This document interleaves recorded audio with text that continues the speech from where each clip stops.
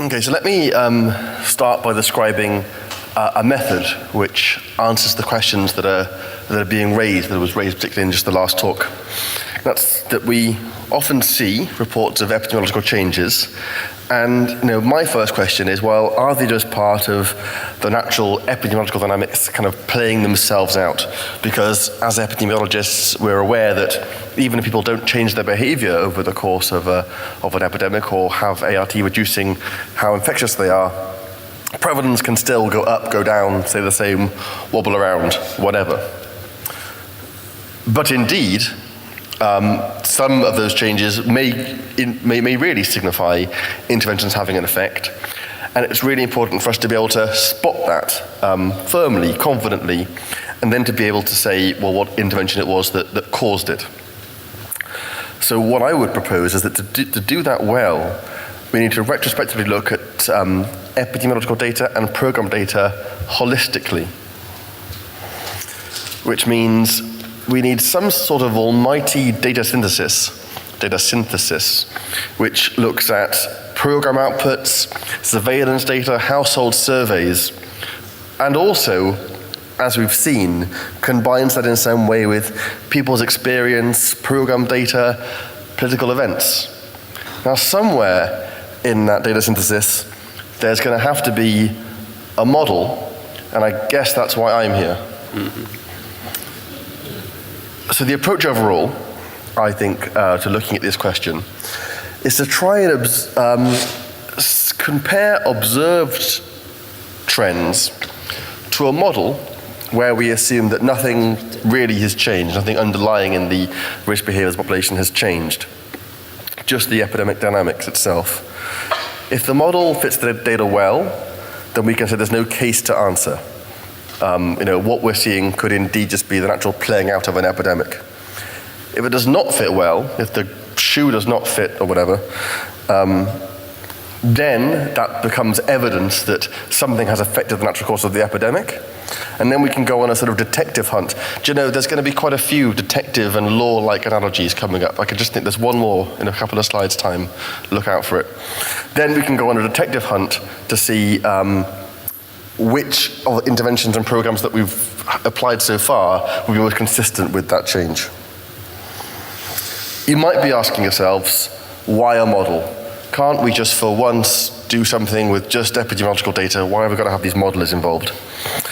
And the answer to that is that creating that counterfactual projection, understanding what might have happened in absence of what really happened, is a very complicated thing to do, and it requires all kinds of information around epidemiology and behaviors and the biology of transmission and so on.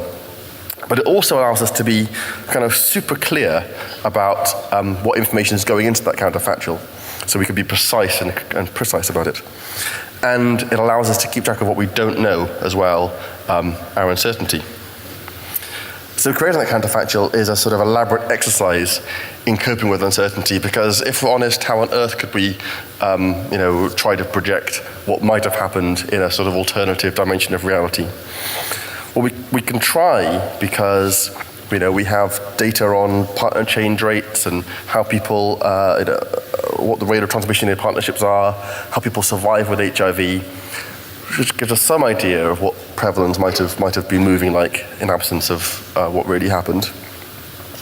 But some things about epidemics we know very little about, like higher order mixing properties of sexual networks, variance in risk behavior, and how high risk groups are replaced and so on. And unfortunately, these things have quite a big influence on whether or not prevalence is going to go up or go down or whatever in our counterfactual scenario. So we get around that by not sort of putting all our eggs in one basket, not saying that there was one line or one counterfactual scenario, but we try to propagate in as honest way as we can all the uncertainty that exists in those parameters and in those data sources to produce a sort of a wide range of counterfactual scenarios, each as credible as another. And some of these will have larger declines than others.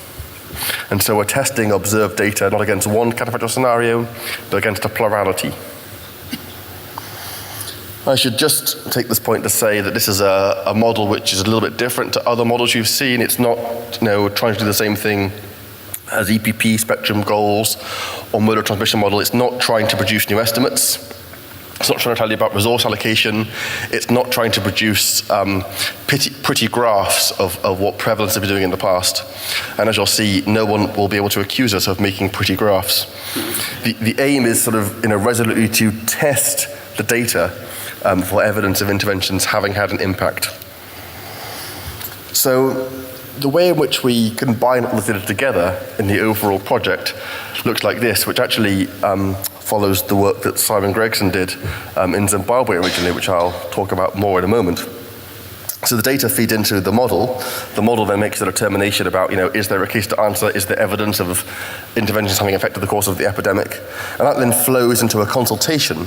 And that's where we bring the qualitative data and the program data to bear and end up hopefully with an agreement on what it is we're seeing across all of this data to produce a story, a narrative, a coherent explanation, which will be useful in sort of planning programs in the future. So the story in Zimbabwe, and I'll just go through it quickly, was that prevalence declines were seen, and it was these could be related to reductions in risk behavior, particularly in numbers of partners per year. And the surveillance data available in Zimbabwe kind of couldn't be fitted at all by sort of the null model, the model which doesn't include behavior change or anything. You really did have to assume, rather large changes in behavior, and this became the substrate for the consultation.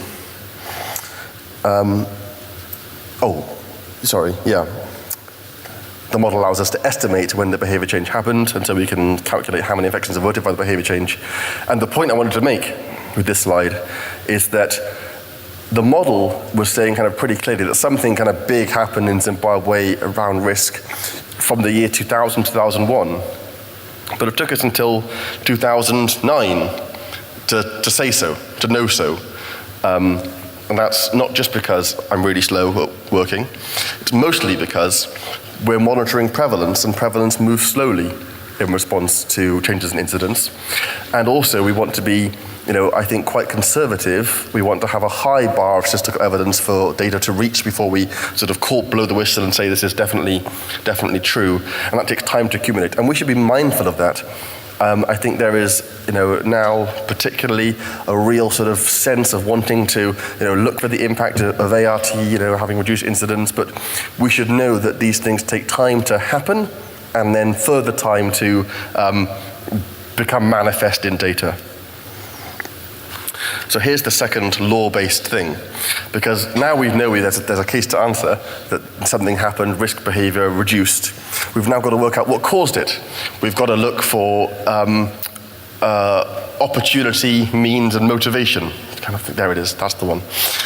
We've got to see if we've got to find something which changed at about the right time, was of sufficient sort of strength to have caused that change. So we know risk behavior changed in Zimbabwe. What was it? Was it changing age at first sex? Was it changing partner numbers? Or was it something else? It was fairly clear in our consultative process that the only real consistent explanation was people having fewer partners than this. And it was this proximate change that underpinned most of the reduction in risk that we saw. And what caused, and in turn, what caused the reduction in partner numbers? Well, we compiled a very long list of all the possible underlying factors that could have been associated with this.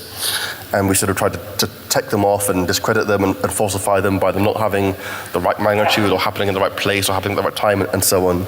And so we ended up with a consensus explanation of the economy having declined, simultaneous with AIDS deaths having increased and people having a personal experience of AIDS deaths in their community, having been the underlying motivating factors precipitating those changes in risk, those numbers of partners. So that tells you how the whole process, the whole data synthesis from epidata to models to qualitative data can be kind of pieced together to give us this coherent explanation. And that's, I think, what we want to do to try and answer the question that we've heard from Botswana in order that they can move forward in planning. The two things to just raise before I move on to Botswana are, of course, that in any scientific endeavor, the absence of evidence is not equal to the evidence of absence, which is not finding evidence does not mean there hasn't been an effect, just that we didn't find one in this particular validation exercise. And also here I'm sort of focusing strictly on things that are reducing incidence. And one of these things that could have reduced incidence is, of course, ART. ART will have had other effects, in particular saving lives, reducing deaths, but I'm not interested in evaluating that in this current exercise. So in the last few slides then, let's look at the data from Botswana. So you've already heard about this. On the top, I'm looking at prevalence, and all the different dots belong to different clinics. Your eyesight will be really good, I'm sure, and so you'll be able to tell that the different symbols, if there is one symbol per site, so you can tell where there's consistent sampling from one clinic over time. But in case that's a bit complicated, the graphs below show the year-on-year change within a clinic, which shows how much prevalence has been changing in one place over time. And overall, what you see is in the recent period, there hasn't been any sort of strong year-on-year change in prevalence within each clinic. But because we know that ART has been scaled up very successfully and very fast in Botswana, in this case, flatlining prevalence is the giveaway of incidence having likely declined beneath that. Because if deaths are going down, the only way to keep prevalence flat is incidence going down as well. And so we put this data through our sort of complicated machinery, statistical machinery, and tried to see if there was the level of statistical evidence that we could say that we could already say that ART had reduced numbers of new infections. And whilst we couldn't say that with the level of evidence that we sort of had decided for ourselves a priori, what we did also find was that from a likelihood point of view, where we look at the most likely set of parameters, it's entirely credible that the ART scale-up in Botswana could have reduced incidence in both urban and rural areas by something like a third. So our work now is to consider whether or not we've been sufficiently, or maybe too, conservative in our representations of uncertainty as counterfactuals. We might have been, and maybe there's more evidence to bring to bear about the ART program that will allow us to refine this further. But I think there is, some very promising indications that we will, soon be able to say something very encouraging about what ART has been doing in the national epidemic in Botswana.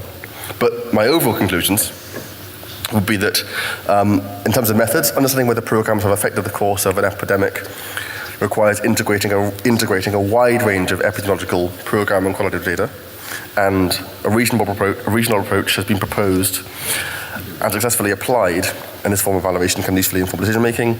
And in the case of Botswana, an impact of ART on reducing incidence is credible, although with our highly sort of conservative point of view, other competing explanations cannot entirely at this time be excluded. Thank you.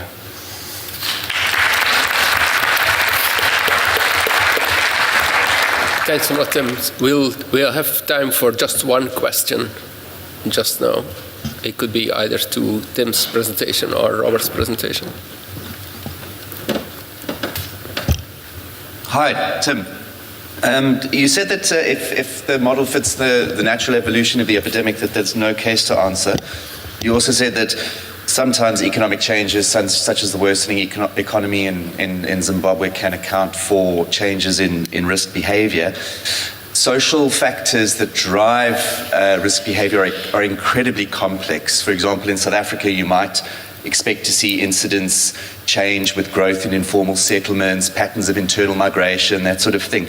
How do you know that you've got all of those factors taken into account when you look at the model? How do you know that the intervention is not just cancelling out a factor that you haven't taken into account, and the epidemic looks as if it's following its natural course? Yeah, I mean, so it's not like we don't do it. The model sort of looks at the epidata and says, are things going down, basically? And if they're not, well, there's many reasons why they could not go down. And some of those reasons include that interventions are having an effect but being cancelled out by something else. And we're not able to resolve that. And that's why the evidence of absence and not the absence of evidence, if that's the right way around, which is why this is a really conservative test. There are other ways to evaluate programs, and that's to say, you can look at outputs, how many people have gone onto the ART, how many circumcisions have there been, therefore, all other things being equal, how many infections would have been averted? You can do that. Other people do that. We've done it ourselves. But in this particular exercise, we're trying to be really conservative and say, from an entirely objective point of view where we assume nothing about the potency of these interventions a priori, can we find the smoking gun evidence of interventions having had an impact? So yeah, it's just a limitation.